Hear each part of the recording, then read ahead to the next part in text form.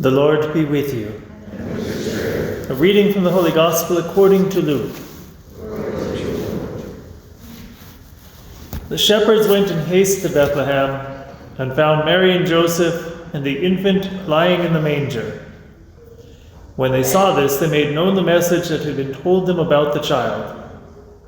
All who heard it were amazed by what had been told them by the shepherds, and Mary kept all these things, reflecting on them in her heart.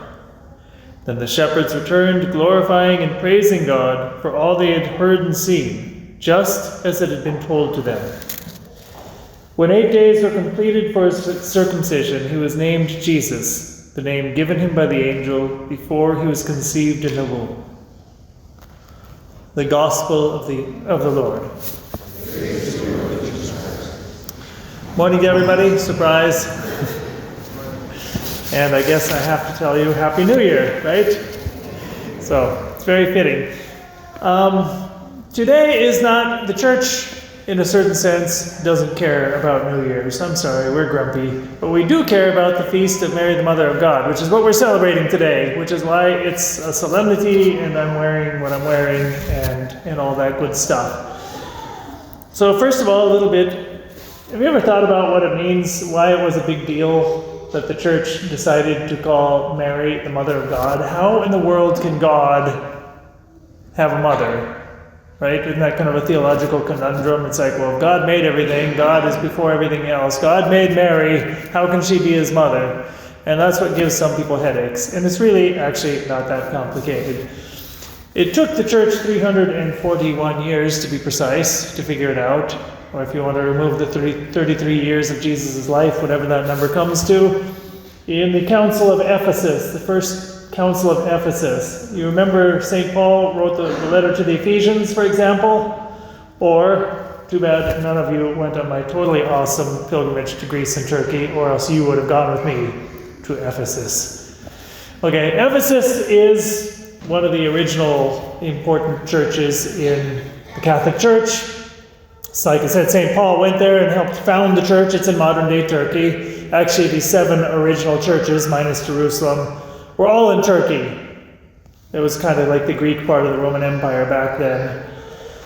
And later on, after Paul left, St. John the Evangelist, none other than St. John, the Gospel writer, went and he became the bishop of Ephesus. And you remember Jesus at the foot of the cross told him, he said, Mary, behold your son, behold your mother, and from that day onward, John took care of the Blessed Virgin Mary. So when he became the bishop of Ephesus, she came along with him. So they have on the outskirts of the old town of Ephesus, you have the house of the Blessed Virgin Mary. It's a couple miles up on the hill. So Ephesus has always been one of these incredible Marian places. And when they had the church council there, to determine, it wasn't really about Mary. What the church council is trying to figure out is, okay, if Jesus is, how can you simultaneously be God and man? Isn't that like 2 people that are involved? And what the council figured out is, okay, you've got 2 natures, human and divine, but there's only one person. And the person is God.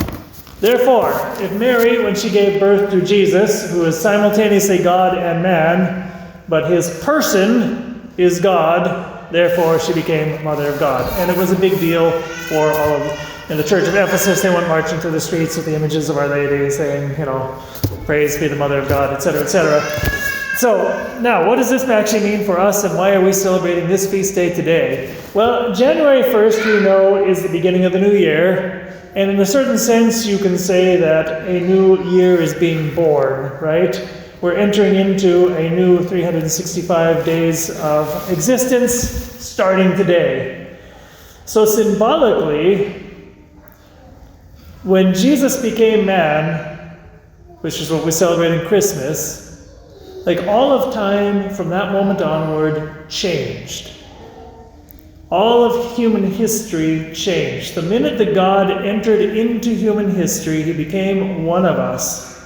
He transformed it and turned it into something new.